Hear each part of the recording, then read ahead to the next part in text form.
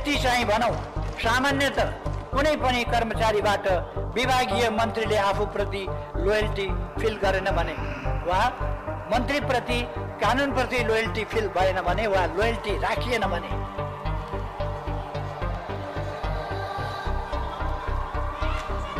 मान्य सदस्य यहाँलाई समय दिएको छैन, त्यसकारणले यहाँ नबोल्नु होला। कर्मचारी मन्त्रीप्रति लोयल हुने कि देशप्रति? मन्त्रीको चाप्लुसी गर्नलाई को कर्मचारी आउँछ? कस्तो कुरा गरेर जानुभयो उहाँले कि मन्त्रीप्रति लोयल भएन त्यसैले सरुवा गरियो।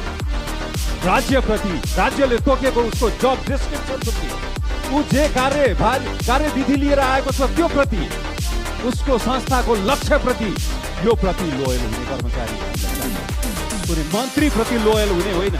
त्यसैले त्यो गलत आशय थियो कि त गलत संस्कार हो।